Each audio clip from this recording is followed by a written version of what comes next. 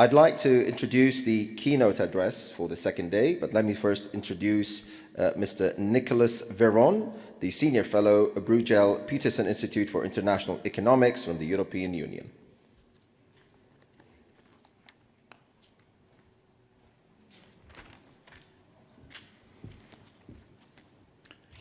Thank you very much. You all in this room represent a community, the global community of think tanks. And like other communities, especially at the global level, it basically exists by building a sense of itself as a community. There's a seminal book, The Psychological Sense of Community by Seymour Saracen, 1974, where the author writes, the sense of community is one of the major bases for self-definition. So we, think tanks, are no exception. Our sense of community, this global community represented here, is one of the major bases for our self-definition. And Jim McGann has been the great builder and organizer of this global community. There were efforts to build it up and organize it before, but he's, I think, the first one who has been successful at doing that at the global level. And this summit is testimony to his success. We miss him. We cherish his memory. His Excellency Sheikh Salman bin Khalifa Al Khalifa studied investments and economics at Babson College in Massachusetts. This institution has a well-known orientation towards entrepreneurship. Sheikh Salman spent 12 years then in private business. From 2000 to 2012, he worked at UBS in the United Kingdom, at Investcorp, at Deutsche Bank in Dubai. In 2013, he went on to government service for 5 years as a Director General of the Office of the First Deputy Prime Minister, now the Crown Prince and Prime Minister, His Royal Highness Prince Salman bin Hamad Al Khalifa. And in that capacity, was involved in the whole range of strategic issues of the Kingdom of Bahrain in a very influential position, which has many similarities with the world of think tanks, but of course, much more policy leverage. In December 2018, he became the Minister of Finance and National Economy. That is a very broad portfolio, and it includes, of course, economic development strategy and also the management of the country's financial position. Minister.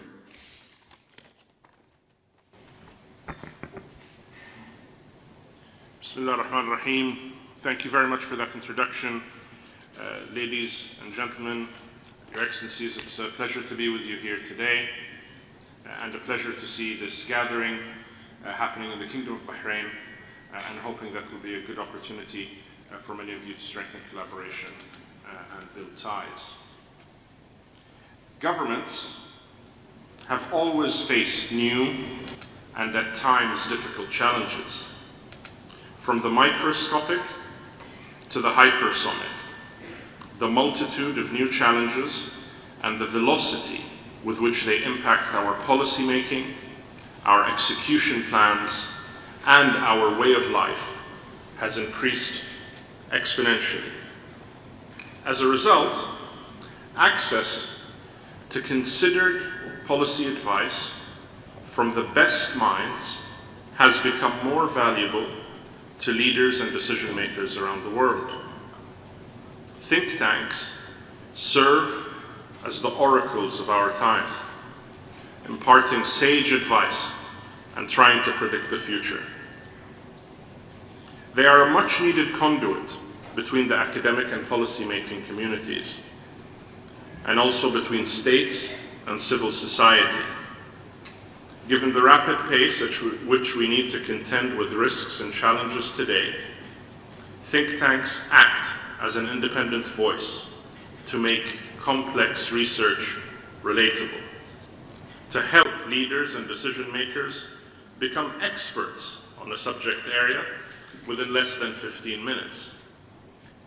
So thanks to all of you who continue to do such great work for your respective think tanks. And thank you for gathering here in the Kingdom of Bahrain. And thank you for sharing your insights over yesterday and today. And on behalf of policymakers around the world, I'd like to take this opportunity to thank the global think tank community for accurately and properly warning us about the COVID pandemic. And that shows that even though we have many expected risks that we can discuss, and many, when we put our outlooks together, identify the most important geostrategic risks that we have, we then have the unexpected ones. We always joke and say if our smartest analyst at the Office of the Prime Minister had come to us and told us that there would be a global pandemic that would stop world travel and disrupt supply chains, we would have said that person's not sleeping well enough and given them a 2-week vacation. And then we look at what happens. So as we look ahead, we have to try and prioritize some areas that we're thinking about and want to give thought to. So I'd like to share some of the ones that we have put, not at all an exhaustive list, but just a few of the main strategic priorities or geostrategic priorities that we have been thinking about. And I'll summarize them in 5. The first is global trade tensions. Second is energy, both prices and the energy mix. The third is inflation, and the risks of inflation and global liquidity cycle. The fourth is digital transformation and the risks and opportunities from digital transformation. And the last is global inequalities and their impact on the world. And I'd just like to share some thoughts on each of these 5. I'll start with global trade tensions, which is becoming an increasing factor affecting the geopolitical stability in the world. For decades, we have been living in a post-World War II order defined by multilateral institutions, most of which had been established in the late 40s. Most of which had been established based on the trade ties and the geopolitical ties coming out of World War II. And when we look at these institutions today, and we look at the evolution of trade, and we look at the evolution of relationships around the world, we have to seriously consider and reassess whether or not they are fit for purpose. We're talking about the IMF and the World Bank. We're talking about the United Nations and its bodies in arms. And as different parts of the world have increased in their economic power, have increased in their population size, as ties have emerged, we are now looking at institutions that are approximately 70 years old. And we have to seriously reassess and rethink how we can update many of these institutions to make them fit for purpose. Trade tensions exacerbate this. And when we look at the competitiveness that is happening around large global economies of the world, it is really driven by this shifting dynamic in economic power and in the consumer base. Whereas the consumer base was very much focused in the United States for so many years, the rise of the consumer society in economies around the world have meant that economic, trade, and consumption patterns dictate a very different flow of capital, which carries a very different geopolitical importance to it, and it has to be considered. Secondly, energy. Yes, right now when we say energy, we might be talking about energy prices as the immediate issue. But that's not the only thing we're looking at. More importantly, it is how will energy change over the next 2 decades. The example I like to give on this has to do with the technology revolution. When we talk about the technology revolution, in reality, it was only really a revolution in the way that we generate, transmit, and consume data. That was the transformational change. It led to incremental changes on many aspects, but we still get on a plane, our goods still get put on a ship, and those things didn't change, but the way I book my ticket changed.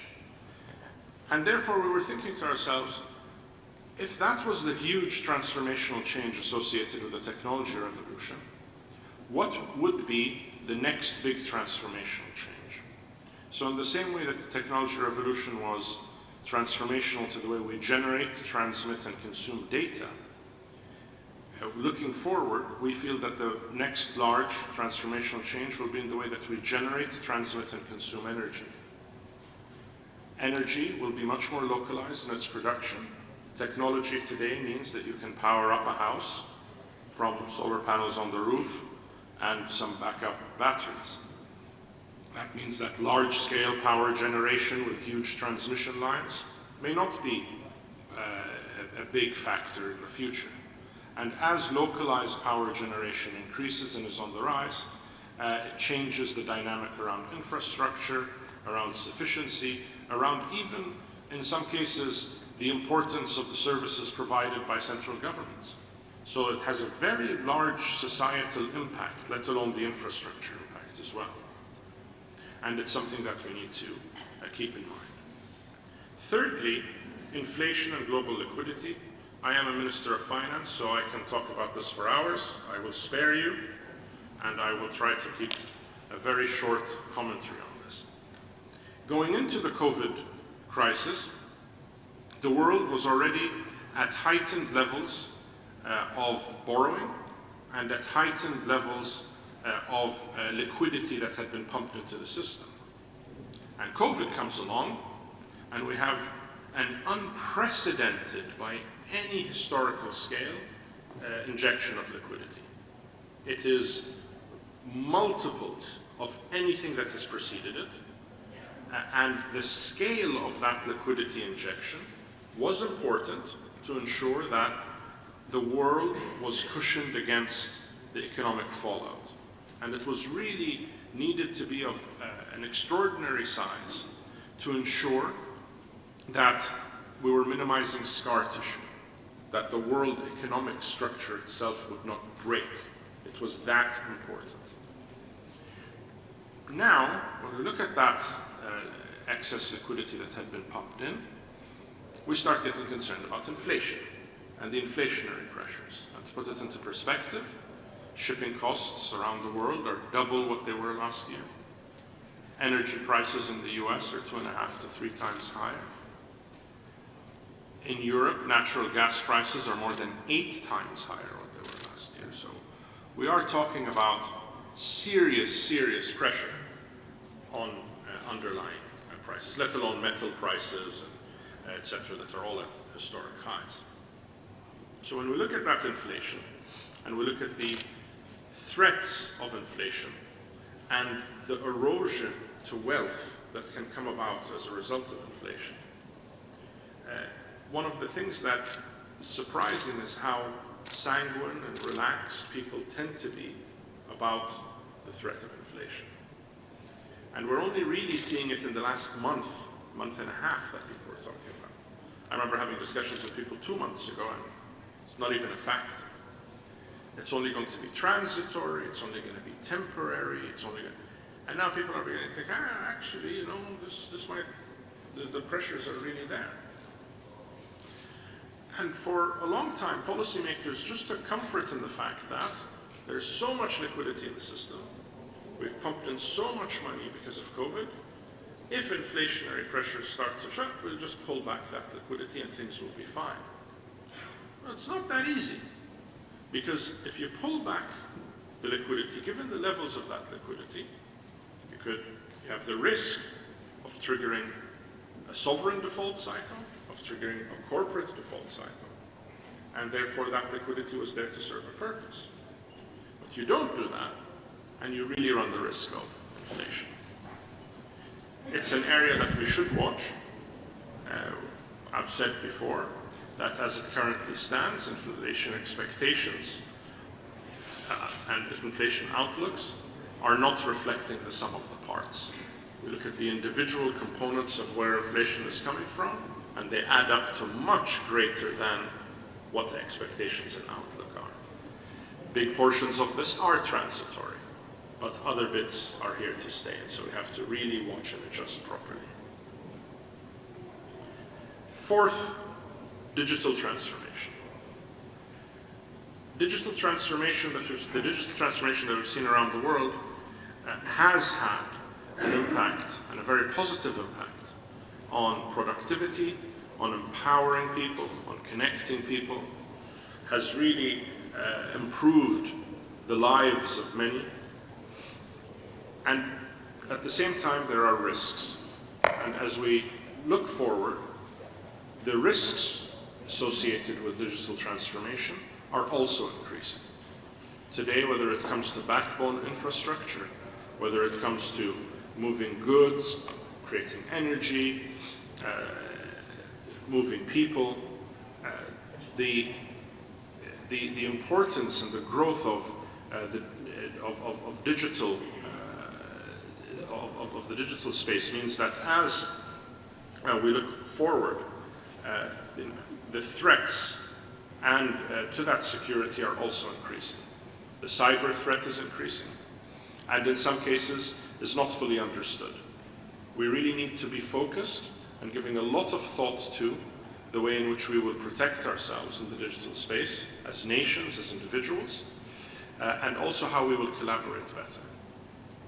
And it's very important that as we look forward, in the same way that certain countries and certain locations became hubs for the movement of people or for the movement of goods, certain countries and certain locations will also become hubs for the movement of digital information flow. And we have to take that into our consideration as we do our planning, and have to focus on how to position ourselves better for that transition.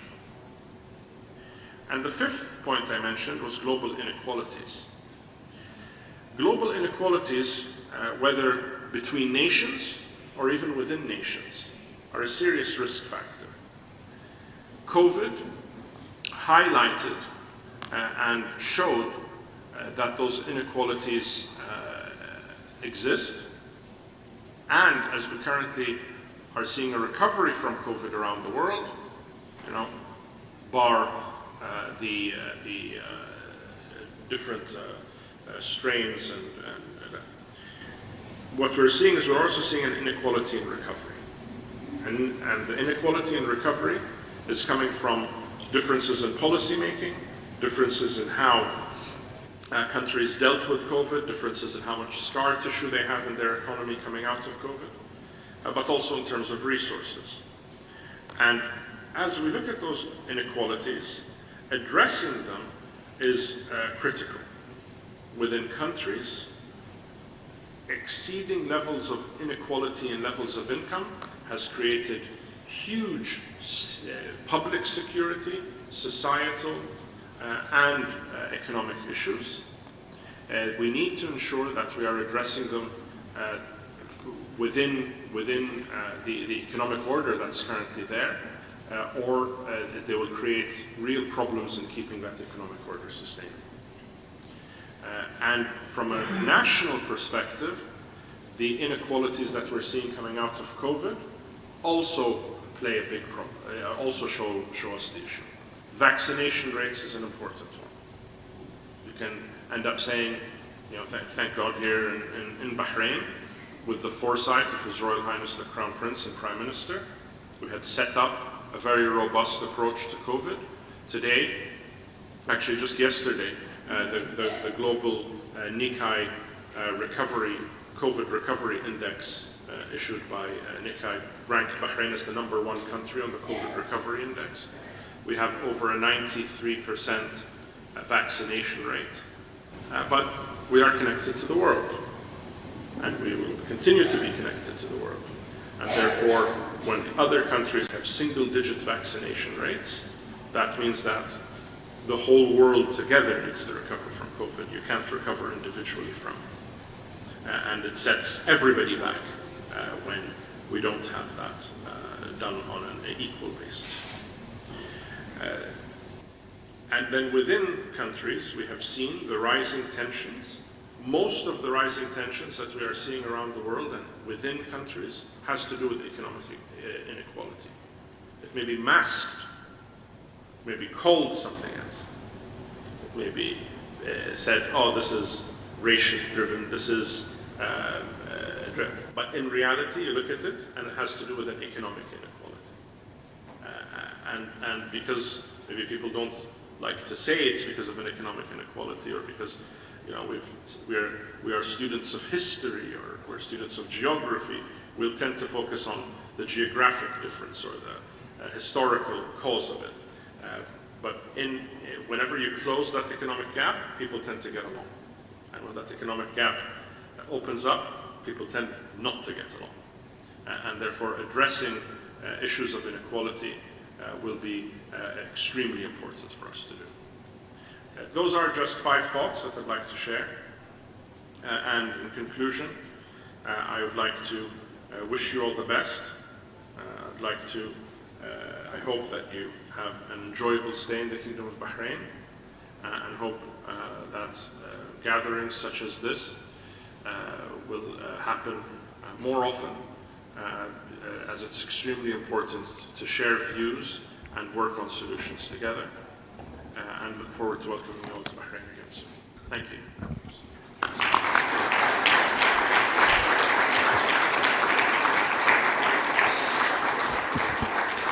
Thank you very much, Your Excellency Sheikh Salman bin Khalifa Al Khalifa, the Minister of Finance and National Economy of the Kingdom of Bahrain.